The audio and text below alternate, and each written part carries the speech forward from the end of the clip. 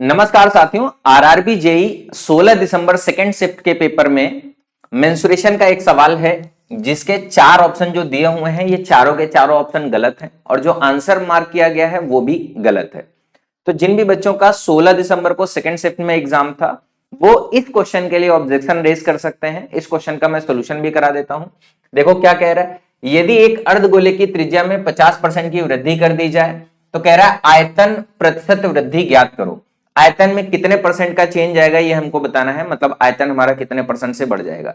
वैसे तो ये सभी बच्चों को एकदम रटा रहता है कि जैसे हमारे 50% की वृद्धि हो रही है, रेडियस में 50% का मतलब होता है 1/2।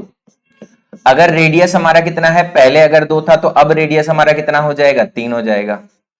और अगर रेडियस हमारा 2 से 3 हो रहा है तो जो वॉल्यूम हो जाएगा क्या हो जाएगा, वॉल्यूम हमारा 2 के क्यूब 8 से 3 का क्यूब 27 हो जाएगा। तो अगर आप वॉल्यूम में चेंज देखोगे तो कितना चेंज आएगा, 8 से 27 हो गया, कितना बढ़ गया, 19 बढ़ गया। तो परसेंटेज चेंज जो आ जाएगा वो कितना आ जाएगा, 19 और बटे में 8 आ जाएगा। 19 बटे में 8 और गुणे में 100 आ जाएगा।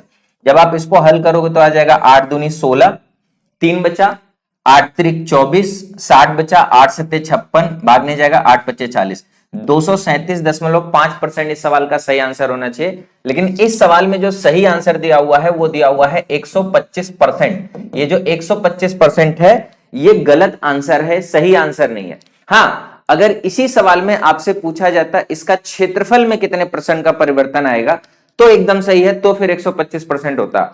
अगर आयतन की जगह क्षेत्रफल लिखा होता तो इस सवाल का आंसर सही होता, लेकिन आयतन लिखा हुआ है इसलिए इस सवाल का आंसर होना चाहिए था 237.5%। ये तो हमारा तरीका हो गया जिससे हम लोग एग्जाम में सवाल को हल करते हैं। लेकिन अगर आप ऑब्जेक्शन रेज करते हो और वहां पे आपको सोल्यूशन देना है तो इससे बेहतर सोल्यूशन भी मैं आपको प्रोवाइड कर देता हूं, जिसका स्क्रीनशॉट बेसिक से मैं लिख देता हूं ताकि आप वो वहां पे स्क्रीनशॉट लेके उनके साथ में शेयर कर सको। ये मैंने यहां पे लिख दिया है, मैं इसको थोड़ा सा यहां पे हटा देता हूं। परसेंटेज चेंज को मैं इधर लिख देता हूं।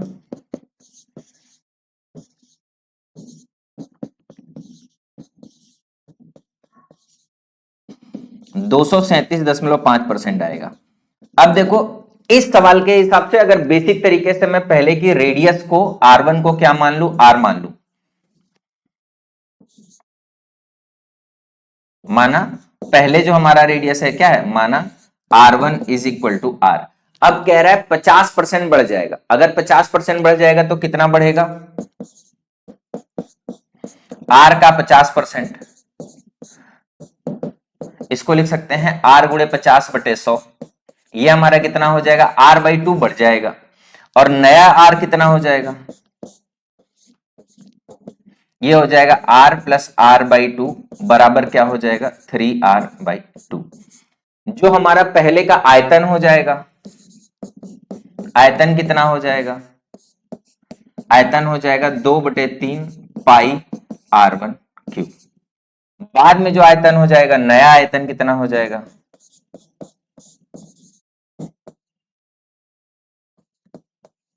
नया आयतन हो जाएगा 2/3 पाई, R की जगह पे क्या रखोगे, 3R/2 रखोगे, इसका क्यूब हो जाएगा। अगर मैंने पहले के आयतन को क्या मान लिया है, V मान लिया है, आयतन को क्या मान लो, V मान लो। पहले आयतन हमारा क्या है, ये है। तो नया आयतन हमारा कितना हो गया, इतना हो गया। अगर आप ध्यान से इसको देखोगे तो 3 का क्यूब बटे 2 का क्यूब कितना आ जाएगा, 27/8 आ जाएगा। 27/8 बाहर कर लो, बाकी क्या बचेगा, 2/3 पाई R क्यूब बचेगा। और ये 2/3 पाई R क्यूब को क्या लिख सकते हैं, जो पहले हमारा आयतन था उसको लिख सकते हैं। तो ये हमारा जो आयतन हो जाएगा कितना हो जाएगा, 27/8 V हो जाएगा। अब जो हमारे आयतन में प्रतिशत बदलाव आएगा वो क्या आ जाएगा, आयतन में प्रतिशत बदलाव। भाई नए आयतन में से पुराना आयतन घटा दो, कितना हो जाएगा, 27/8। V में से क्या घटा दो, V, और बटे में क्या हो जाएगा, V, और गुणे में क्या हो जाएगा, 100। अगर इसको हल करेंगे तो कितना आ जाएगा, 237.5%। अगर आप ध्यान से देखो तो कैलकुलेशन वही बनेगा। V से सब V कट जाएगा, 27 में से 8 घटेगा। मैं इसको एक स्टेप और लिख देता हूं ताकि क्लियर रहे। ये हमारा V से V कट जाएगा, कितना आ जाएगा, 19/8 गुणे में 100 बराबर कितना हो जाएगा, 237.5%। आप ये जो मैंने सोल्यूशन बनाया है ये सोल्यूशन ऑब्जेक्शन में लगा सकते हो क्योंकि इससे बेहतर सोल्यूशन की नीड नहीं रहेगी, वो आसानी से समझ सकते हैं कि हाँ इस सवाल का आंसर 237.5% आएगा। उम्मीद करते हैं कि आप सभी बच्चों को समझ में आ गया होगा। अगर कोई और बच्चा ऐसा है, कोई ऐसी और शिफ्ट है, जैसे मैं कई सारे सवालों को देख रहा था लेकिन मुझे सवाल में करेक्शन देखने के लिए कि किस सवाल में आंसर गलत है, मुझे हर सवाल को हल करना पड़ रहा है। और आप ऐसे समझो कि 9 शिफ्टों के सारे सवाल को हल करने का मतलब 270 क्वेश्चन को हल करना है, उसको चेक करना है, वेरीफाई करना है, 2-3 घंटे का समय लगेगा। और वो समय कम रहता है मेरे पास में, इसलिए वो चीज मैं कर नहीं पा रहा हूं। लेकिन आप सभी बच्चों को अपना अपना पेपर तो मालूम है, आप अपने अपने क्वेश्चन तो चेक कर सकते हो। जो भी आंसर आपके गलत हो रहे हैं, आप उन क्वेश्चन को एक बार वेरीफाई कर लो। अगर किसी बच्चे को भी लगता है कि उसका कोई भी क्वेश्चन ऐसा है जो सही होना चाहिए लेकिन ऑप्शन में गलत टिक है, मतलब ऑप्शन गलत है, तो आप मुझे मेरे नंबर पे व्हाट्सएप कर दो, मैं उस क्वेश्चन का भी सोल्यूशन करा दूंगा और आपको बता दूंगा कि उसको ऑब्जेक्शन रेज करना चाहिए कि नहीं करना चाहिए। अगर ऑब्जेक्शन नहीं रेज करना चाहिए तो भी बता दूंगा, और अगर ऑब्जेक्शन रेज करना चाहिए तो भी बता दूंगा, ताकि आपके पैसे भी बच सके, आपका समय भी बच सके और आपके नंबर का नुकसान भी ना हो। तो ये नंबर नोट कर लो। जिन भी बच्चों का अगर कोई और सवाल मैथ का लगता है गलत है तो आप मुझे इस नंबर पे स्क्रीनशॉट भेज दो। साइंस और रीजनिंग के लिए सर लोगों ने ऑलरेडी कई सारे वीडियो बना रखे हैं जिसमें साइंस के गलत क्वेश्चन का ऑब्जेक्शन आपको कर रखा है।